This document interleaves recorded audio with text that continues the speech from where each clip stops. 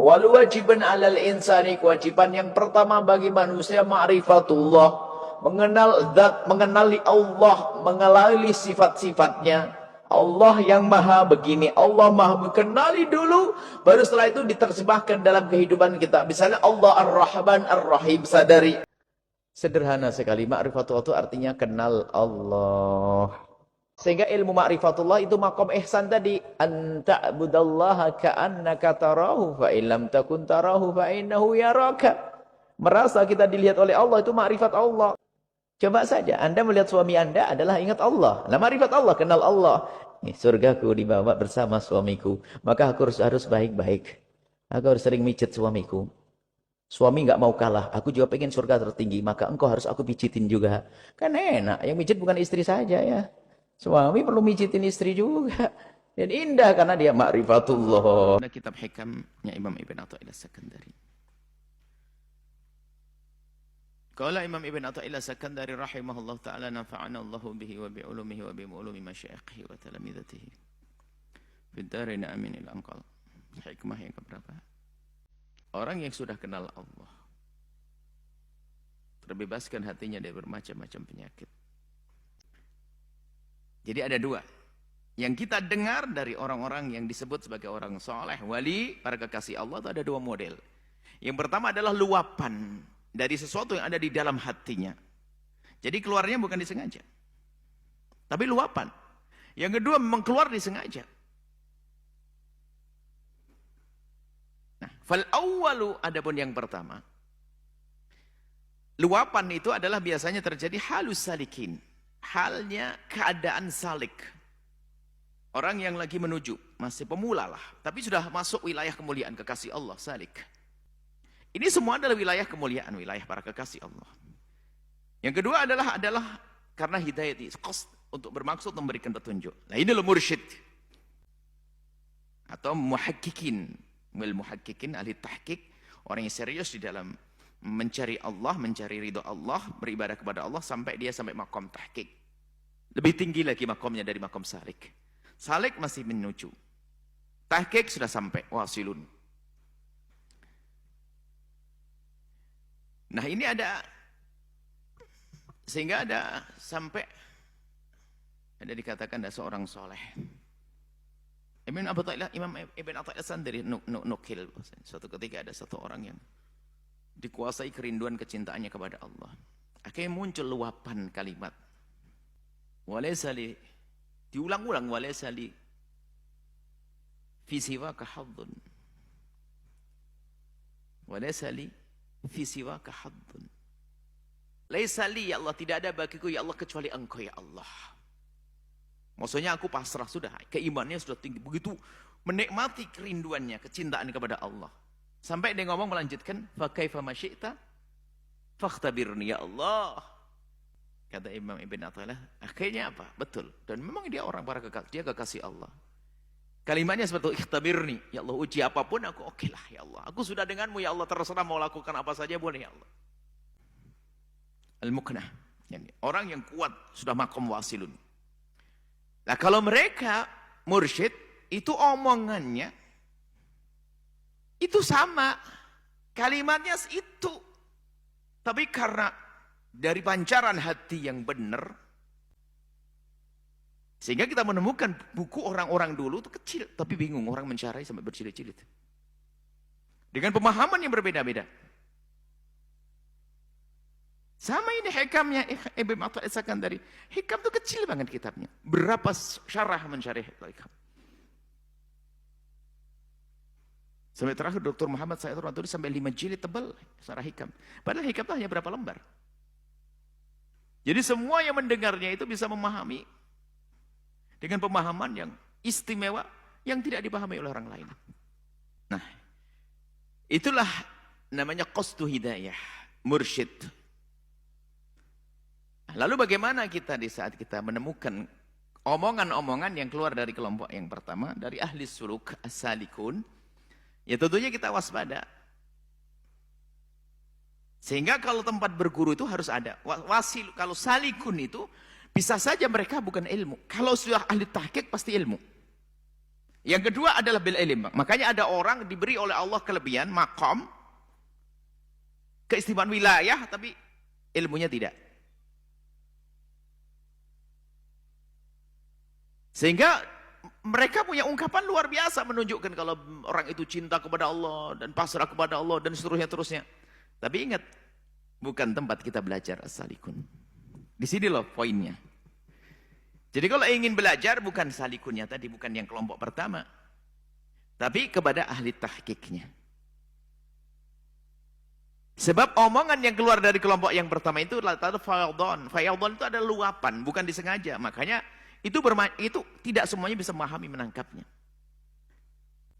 Tapi kalau ingin belajar mengambil adalah kepada ahli yang tahqiq tadi. Karena penyampaian ilmu ada, kemudian nur ilmunya ada. Siapa yang mengatakan Imam Syafi'i bukan wali? Bahkan kutub walinya para wali zaman itu, ayo. Siapa yang mengatakan Imam Nawawi bukan wali? Tapi lihat apa yang ditulis Imam Nawawi. Sesuatu yang bermanfaat untuk umat. Kasih Allah dari nur di dalam hatinya. Gabungan nur di dalam hatinya. Cerna akal, kesadaran ilmunya. Maka ilmunya adalah ilmu sesuai dengan syariat. Mudah difahami, bermanfaat. Bahkan bukan sedar mudah difahami, menjadikan orang bisa faham dengan bermacam-macam pemahaman. Terus yang pertama bukan berarti sesuatu yang tidak benar, akan tapi kita waspada. Karena bukan di situlah tempat kita mengambil ilmu. Bukan fawaidan tadi, bukan luapan tadi. Karena itu bukan qasdul hidayati, bukan tujuan disampaikan untuk memberi hidayah. Maka belajar ilmu bukan dari wali majdub. Kita khusnudzon kalau dia wali majdub, tapi dia punya sejarah ilmu atau tidak, belajar atau tidak. Kalau tidak kita khusnudzon, kita muliakan dia waliullah. Tapi untuk belajar ilmu bukan dengan dia.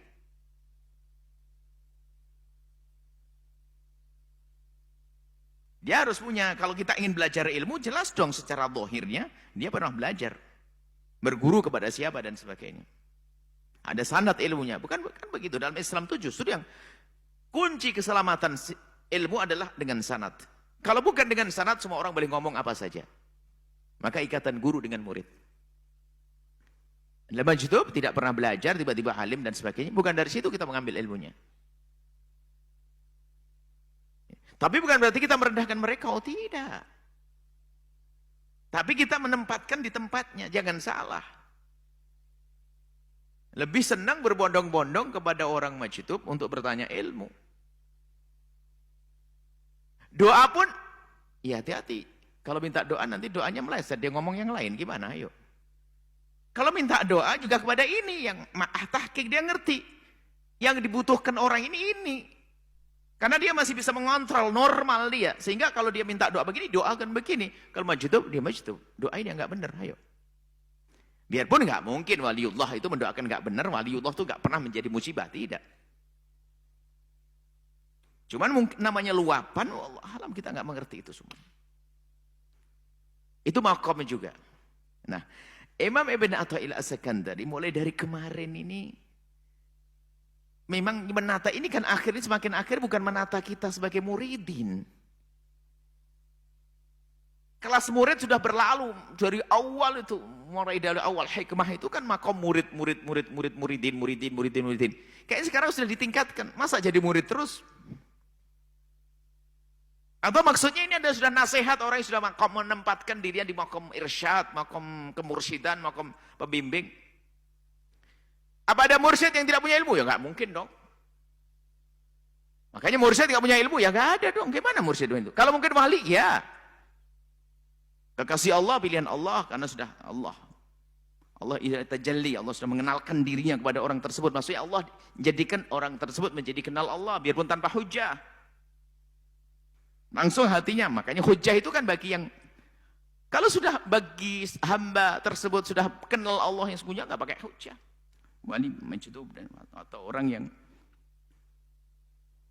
diberi oleh Allah tiba-tiba kenal Allah, diangkat menjadi wali tanpa ilmu, mungkin. Tapi untuk ilmu nggak bisa ke mereka. Mursyid ya harus Makanya kalau kita membaca tentang syarat-syarat mursyid, kitab yang paling populer saja di Indonesia misalnya kitab Tanwirul Qulub, misalnya di akhir Tanwirul Qulub itu kan cerita tentang bagaimana syarat-syarat seorang mursyid, ayakuna aliman bi furu'i syariati. Syarat mursyid harus mengerti tentang syariah. Lah ini menobatkan diri jadi mursyid, dan Dr. Buti sendiri menyifati tentang mursyid itu adalah hal yang berat, tidak gampang. Sampai beliau mengatakan kami menemukan mursyid untuk menjadi murid saja nggak pantas. Jadi murid nggak pantas apalagi jadi mursyid. Karena kurangnya tidak memenuhi syarat-syaratnya. Nah ini penting, di saat kemursyidan dipegang oleh bukan orang alim terjerumus. Ya, itu yang merusak dunia tasawuf. Tasawuf itu hak. Gabungan antara ilmu dan amal. Gabungan antara zahir dan batin. Antara hakikat dengan syariat, itu tasawuf. Kita amati semuanya. Berkata Ibn Al-Sakandari. Yang mulai kenal dunia thariqah, coba baca bagaimana beliau-beliau, para guru-guru memberikan rambu-rambu untuk menjadi seorang guru mursyid. Kalau kita ingin cari guru mursyid seperti apa? Nah, di antaranya ini tadi, arbabul makinati, muknati. Dia memang orang yang omongannya terkontrol. Penuh dengan nur, karena dari hati, penuh dengan ilmu dari akalnya, karena memang dia adalah ahli di dalam kemursyidan. Maka muncullah petuah-petuah yang bermanfaat. Tapi yang kedua adalah yang harus kita dengar, ini adalah maqam irsyad ahlul muknati wa arbabul muknati wa al-muhaqqiqin wa ahli tahqiq, yaitu semua yang disampaikan ibaratnya dari nur cahaya di hatinya, dan cahaya ilmu, ya, nur dan ilmu gabungan. Ilmu zahirnya ada, ilmu batinnya ada. Kemudian disaring, diungkapkan ibaratuhum. Kalau kita masih kelas salik lah, ini mungkin catatan ya. Kemudian kita menemukan sesuatu yang luar biasa di dalam hati kita. Maka jangan mudah disampaikan. Kalau ingin menyampaikan kepada siapa? Kepada guru. Sehingga guru itu yang akan mengerem. Jangan sampaikan, belum waktunya. Nggak boleh. Jangan. Nggak boleh. Terus jangan. Teruskan seperti itu. Petunjuk dari guru. Baru nanti dia adalah tidak akan kepleset. Maka bisa jadi dia lepas dia. Karena suluk salik belum sampai dia, tapi sudah makom dia. Bisa jadi itu adalah, kan ada wali kemudian wali, atau wali itu adalah bukan berarti dia sudah terbebas. Nah, semakin hati-hati semakin takut. Sehingga adanya karomah-karomah yang datang kepadanya bagi seorang wali ini adalah seperti tantangan. Seperti barang yang diletakkan di hadapannya, kemudian takut dia terlena. Karena karomah itu selain Allah. Kalau dia terpesona dengan karomah, nggak nyampe kepada Allah. Beliau katakan, "Masaddana liqa'il mahbubi ila wukufuna bi khairi." Tidak ada yang menghalangiku untuk sampai kepada Allah kecuali saat aku terpesona kepada selain Allah. Karomat, dia bangga dengan karomat. Sehingga muncul bangga-banggaan karomat. Oh, aku bisa begini. Sampai, wah ini doa saya ini terkabul. Wah ini aku. Kok jadi mirip iblis, ana khairun minhu. Anda suka mengatakan aku dan aku. Karena memang masih salik tadi. Keluar ibarat dari luapan hati, ya, tapi kadang ini tidak bisa diterima dengan, tidak bisa difahami dengan benar. Maka yang kedua itulah tumpuan kita, harapan kita untuk belajar dengan muhaqqiqin. Nah ini kan makom. Lalu kita bagaimana kita ini? Kita ini bagaimana untuk menemukan ahli tahqiq? Imam Haddad menyampaikan ada setiap saat. Kalau engkau serius, kalau kita bingung mencari mursyid, tidak ketemu mursyid, maka katakanlah mursyid akan datang di hadapanmu. Kesungguhanmu di saat mencari. Caranya Pak? Mursyid sesungguhnya adalah punya dua. Dia menguasai syariat zahir, kemudian ada batin. Di samping indah dengan ketawaduannya, mudah mendapatkan kebaikan, maka Allah telah kirim kebenaran melalui orang yang ada di kiri kanannya. Nah, ini kita sampai kepada makom tahqiq. Setelah kita belum sampai, oke, kita masih salik, atau bahkan salik itu belum, tapi harus kita masuk wilayah salik, salikun, terus agar kita sampai kepada ahli tahqiq. Arif billah, yang kenal Allah subhanahu wa ta'ala, dan itu spesial pribadi antara dia dengan Allah.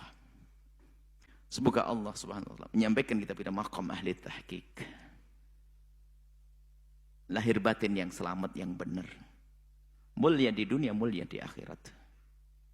Dijauhkan dari hal yang menjadikan sebab Allah murka. Allah meridhai kita semua. Wallahu a'lam bishawab.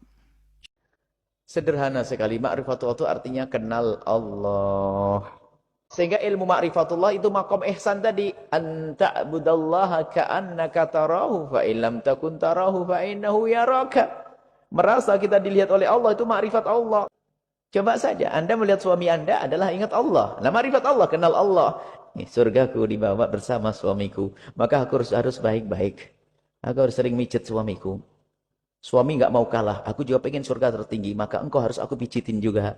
Kan enak. Yang mijet bukan istri saja ya. Suami perlu mijitin istri juga. Dan indah karena dia ma'rifatullah. Ada kitab hikamnya Imam Ibn Athaillah As-Sakandari. Qala Imam Ibn Athaillah As-Sakandari rahimahullah ta'ala nafa'ana Allahu bihi wa bi'ulumihi wa bi'ulumi masyayikhi wa talamidatihi. Fid darin amin ila anqal. Hikmah yang keberapa? Orang yang sudah kenal Allah terbebaskan hatinya dari bermacam-macam penyakit. Jadi ada dua yang kita dengar dari orang-orang yang disebut sebagai orang soleh, wali, para kekasih Allah itu ada dua model. Yang pertama adalah luapan dari sesuatu yang ada di dalam hatinya. Jadi keluarnya bukan disengaja, tapi luapan. Yang kedua memang keluar disengaja. Nah, fal awwalu, adapun yang pertama, luapan itu adalah biasanya terjadi halus salikin, halnya keadaan salik. Orang yang lagi menuju, masih pemula lah, tapi sudah masuk wilayah kemuliaan kekasih Allah, salik. Ini semua adalah wilayah kemuliaan, wilayah para kekasih Allah. Yang kedua adalah karena hidayah untuk bermaksud memberikan petunjuk. Nah, ini adalah mursyid atau muhakkikin. Muhakkikin, ahli tahqiq, orang yang serius di dalam mencari Allah, mencari ridho Allah, beribadah kepada Allah sampai dia sampai makom tahqiq. Lebih tinggi lagi makomnya dari makom salik. Salik masih menuju. Tahqiq sudah sampai wasilun. Nah, ini ada sehingga ada sampai ada dikatakan ada seorang soleh. Imam Ibn Athaillah sendiri nukil. Suatu ketika ada satu orang yang dikuasai kerinduan kecintaannya kepada Allah. Akhirnya muncul luapan kalimat. Walaysa li, diulang-ulang, walaysa li fi siwaka haddun. Walaysa li fi siwaka haddun. Laisa li, ya Allah, tidak ada bagiku ya Allah kecuali Engkau ya Allah. Maksudnya aku pasrah sudah, keimanannya sudah tinggi, begitu menikmati kerinduannya, kecintaan kepada Allah. Sampai dia ngomong melanjutkan, fa kaifa ma syi'ta fakhtabirni ya Allah. Kata Imam Ibn Athaillah, akhirnya apa? Betul. Dan memang dia orang dia kekasih Allah. Kalimatnya seperti itu, ikhtabirni, ya Allah, uji apapun aku oke lah ya Allah. Aku sudah denganmu ya Allah, terserah mau lakukan apa saja boleh ya Allah. Al-Muqnah, orang yang kuat sudah makom wasilun. Nah, kalau mereka mursyid itu omongannya itu sama, kalimatnya itu, tapi karena dari pancaran hati yang benar, sehingga kita menemukan buku orang-orang dulu itu kecil, tapi bingung orang mencari sampai berjilid-jilid dengan pemahaman yang berbeda-beda.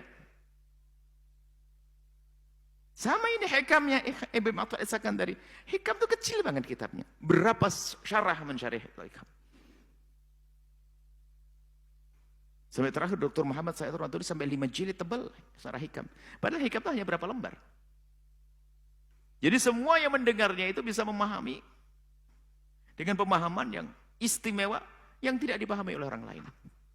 Nah, itulah namanya qasdu hidayah, mursyid.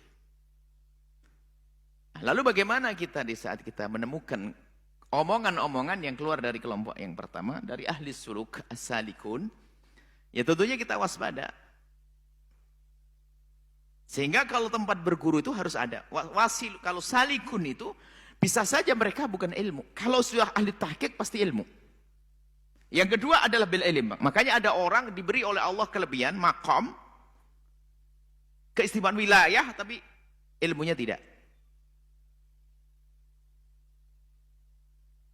Sehingga mereka punya ungkapan luar biasa menunjukkan kalau orang itu cinta kepada Allah dan pasrah kepada Allah dan seterusnya. Tapi ingat, bukan tempat kita belajar as-salikun. Di sini loh poinnya. Jadi kalau ingin belajar bukan salikunnya tadi, bukan yang kelompok pertama. Tapi kepada ahli tahqiqnya.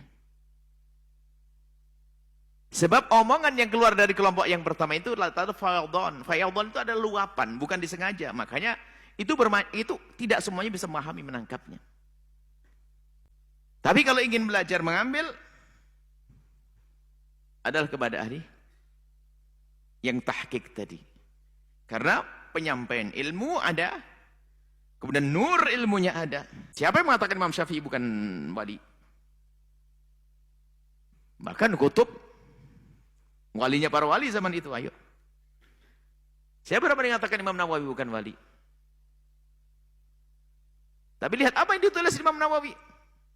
Sesuatu yang bermanfaat untuk umat. Kasih Allah dari nur di dalam hatinya. Gabungan nur di dalam hatinya. Cerna akal. Kesadaran ilmunya.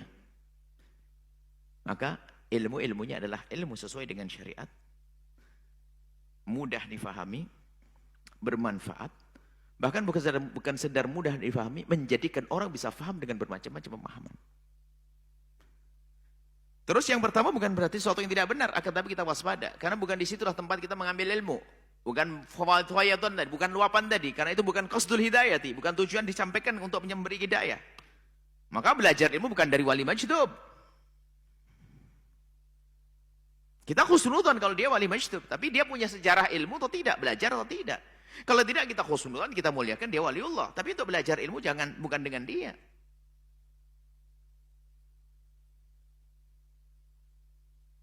Dia harus punya, kalau kita ingin belajar ilmu, jelas dong secara dohirnya, dia pernah belajar. Berguru kepada siapa dan sebagainya. Ada sanad ilmunya. Bukan begitu. Dalam Islam itu justru yang kunci keselamatan ilmu adalah dengan sanad. Kalau bukan dengan sanad, semua orang boleh ngomong apa saja. Maka ikatan guru dengan murid. Dalam majdub tidak pernah belajar, tiba-tiba alim dan sebagainya. Bukan dari situ kita mengambil ilmunya. Tapi bukan berarti kita merendahkan mereka, oh tidak. Tapi kita menempatkan di tempatnya, jangan salah. Lebih senang berbondong-bondong kepada orang majdub untuk bertanya ilmu. Doa pun, ya hati-hati. Kalau minta doa nanti doanya meleset, dia ngomong yang lain, gimana? Ayo.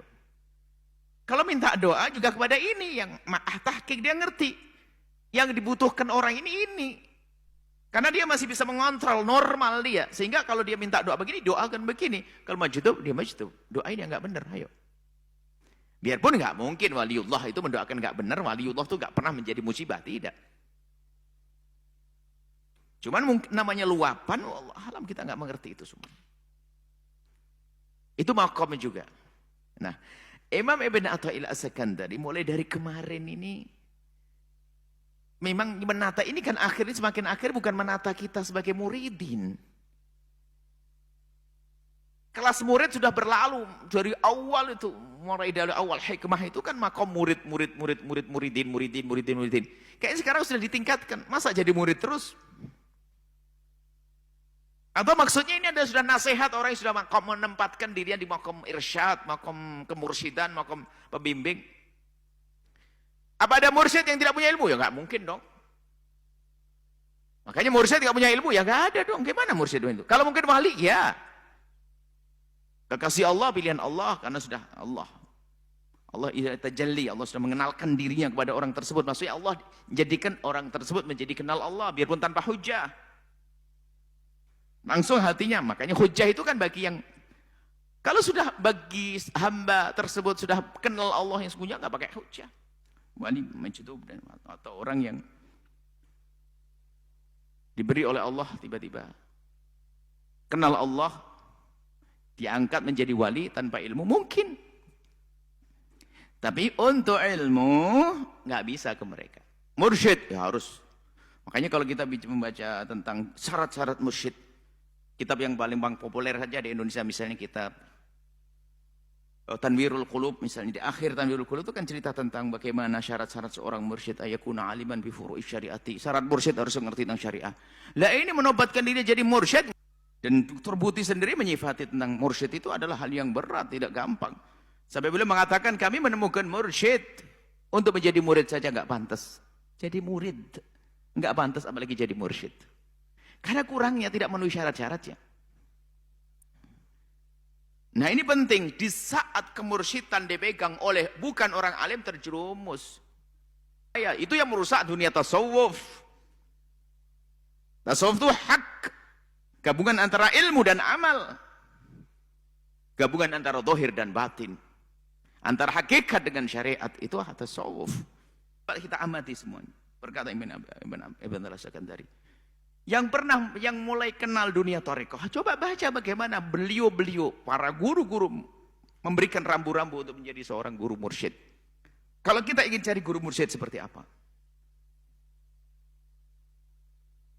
Nah, di antaranya ini tadi, arbabul makinati, muknati. Dia memang orang yang omongannya terkontrol. Penuh dengan nur, karena dari hati, penuh dengan ilmu, dari akalnya, karena memang dia adalah ahli di dalam kemursyidaan. Maka muncullah petuah-petuah yang bermanfaat. Tapi yang kedua adalah yang harus kita dengar, ini adalah maqam irsyad ahlul muknati wa arbabul muknati wa al-muhakkikin wa ahli tahqiq, yaitu semua yang disampaikan ibaratnya dari nur cahaya di hatinya, dan cahaya ilmu, ya, nur dan ilmu gabungan. Ilmu zahirnya ada, ilmu batinnya ada. Kemudian disaring, diungkapkan ibaratuhum. Kalau kita masih kelas salik lah, ini mungkin catatan ya. Kemudian kita menemukan sesuatu yang luar biasa di dalam hati kita. Maka jangan mudah disampaikan. Kalau ingin menyampaikan kepada siapa? Kepada guru. Sehingga guru itu yang akan mengerem. Jangan sampaikan, belum waktunya. Nggak boleh. Jangan. Nggak boleh. Terus jangan. Teruskan seperti itu. Petunjuk dari guru. Baru nanti dia adalah tidak akan kepleset. Maka bisa jadi dia lepas dia. Karena suluk salik belum sampai dia. Tapi sudah makom dia. Bisa jadi itu adalah. Kan ada wali kemudian wali atau. Wali itu adalah. Bukan berarti dia sudah terbebas. Nah, semakin hati-hati semakin takut. Sehingga adanya karomah-karomah yang datang kepadanya bagi seorang wali ini adalah seperti tantangan. Seperti barang yang diletakkan di hadapannya, kemudian takut dia terlena. Karena karomah itu selain Allah. Kalau dia terpesona dengan karomah, nggak nyampe kepada Allah. Dia katakan, masaddana liqa'il mahbubi ila wukufuna bi khairi. Tidak ada yang menghalangiku untuk sampai kepada Allah, kecuali saat aku terpesona kepada selain Allah. Karomat, dia bangga dengan karomat. Sehingga muncul bangga-banggaan keramat. Oh, aku bisa begini. Sampai, wah ini doa saya ini terkabul. Wah ini aku. Kok jadi mirip iblis ana khairun minhu. Anda suka mengatakan aku dan aku. Karena memang masih salik tadi. Keluar ibarat dari luapan hati, ya, tapi kadang ini tidak bisa diterima dengan, tidak bisa difahami dengan benar. Maka yang kedua itulah tumpuan kita, harapan kita untuk belajar dengan muhakkikin. Nah ini kan makom. Lalu kita bagaimana kita ini? Kita ini bagaimana untuk menemukan ahli tahqiq? Imam Haddad menyampaikan ada setiap saat. Kalau engkau serius. Kalau kita bingung mencari mursyid, tidak ketemu mursyid, maka katakanlah mursyid akan datang di hadapanmu. Kesungguhanmu di saat mencari. Caranya Pak? Mursyid sesungguhnya adalah punya dua. Dia menguasai syariat zahir. Kemudian ada batin. Di samping indah dengan ketawaduannya, mudah mendapatkan kebaikan. Maka Allah telah kirim kebenaran melalui orang yang ada di kiri kanannya. Nah, ini kita sampai kepada makom tahqiq. Selagi kita belum sampai, oke, kita masih salik. Atau bahkan salik itu belum, tapi harus kita masuk wilayah salik. Salikun. Terus, agar kita sampai kepada ahli tahqiq. Arif billah, yang kenal Allah subhanahu wa ta'ala. Dan itu spesial pribadi. Antara dia dengan Allah. Semoga Allah subhanahu wa ta'ala menyampaikan kita pada maqam ahli tahqiq. Lahir batin yang selamat, yang benar. Mulia di dunia, mulia di akhirat. Dijauhkan dari hal yang menjadikan sebab Allah murka. Allah meridai kita semua. Wallahu a'lam bishawab.